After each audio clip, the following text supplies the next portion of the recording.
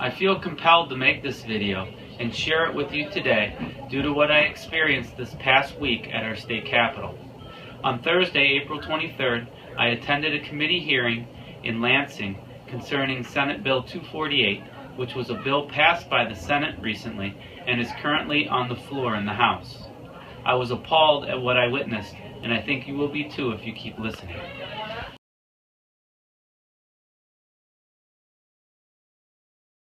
In explaining one amendment, the representative stated that the people have voted on this bill in years past twice and quote-unquote resoundingly turned it down.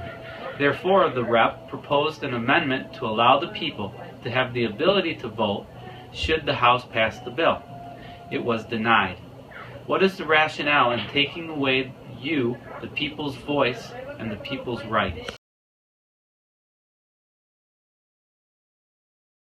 A second amendment was proposed to grandfather in people who already had accidents. It was denied. What is the rationale behind voiding signed insurance contracts that were effective at the date of a person's accident?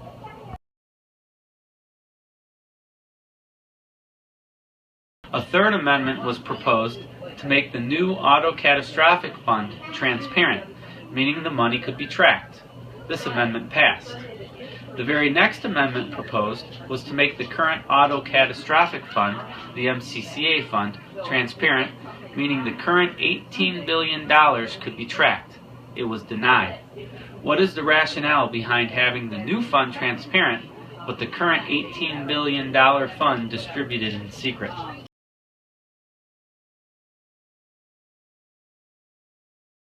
A fourth amendment was proposed to make the current catastrophic fund, with an $18 billion current balance, responsible for covering any deficit in the new catastrophic fund going forward in the future. It was denied. What is the rationale in not using the already accumulated $18 billion to fund medical care for catastrophic victims?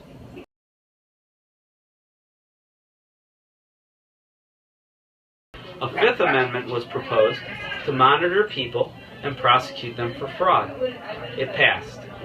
The very next amendment proposed was to also have insurance companies be liable and prosecuted for fraud.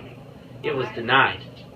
What is the rationale behind not making both sides, people and the insurance companies, liable for fraud?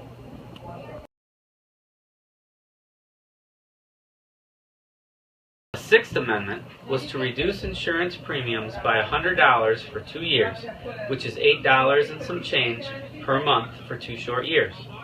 In 2 short years, when your rates go back up, the 7-year-old patient is only 9 years old and still in need of care. The 30-year-old patient is only 32 and still in need of care. What is the rationale in saving $8 and some change per month on auto insurance if it takes away our rights to get the care we need for all who are in auto accidents, past, present, and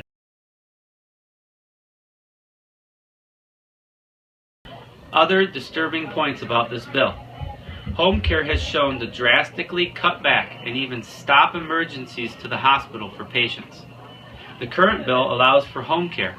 This new bill does not define what is meant in the bill as appropriate place of therapy.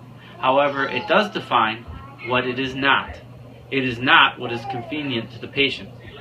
Having a licensed therapist bill for 1 hour, but do 2 to 3 hours of work by going to the patient's home, decreases the stress on a catastrophic patient and their family, and increases the therapeutic benefits. How is this not appropriate care?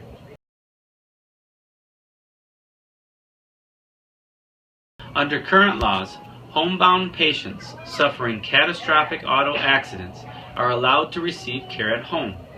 Under the new bill, it states that convenience has no weight in deciding where rehab can take place.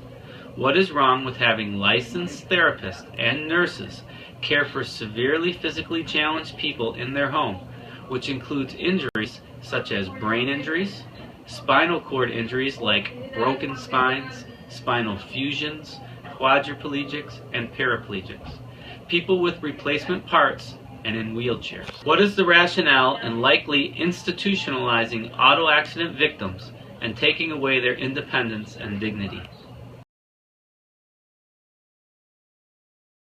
Under our current laws, doctors decide medical treatments. However, the new bill has your rehab decided by insurance companies. What is the rationale in having your insurance company deciding your rehab? A company more interested in dollar signs, ultimately overriding your personal licensed doctor's medical diagnosis plan of treatment. The licensed doctor with your best interest in mind. Understand I'm talking a lot of theories and numbers. Perhaps actually meeting just one of the thousands of patients like Evelyn will help you understand a little more of how detrimental Senate Bill 248 is to so many of our citizens and many of you in the future who do not expect to get into catastrophic accidents, but unfortunately will. Bill, when Evelyn's parents were told that she would never be able to hold up her head, roll over, control her upper and lower arm, have the ability to close her fingers, ability to even partially assist in sitting herself up, have any leg movement or any trunk control, they were still able to do therapy and achieve all of these movements. Under the proposed bill, with her initial assessment, these therapies would not have occurred and this progress would not have occurred. Today, Evelyn has had unbelievable progress with respect to her catastrophic injury. Without Michigan's no-fault law in its current form, she would have never been able to reach these goals.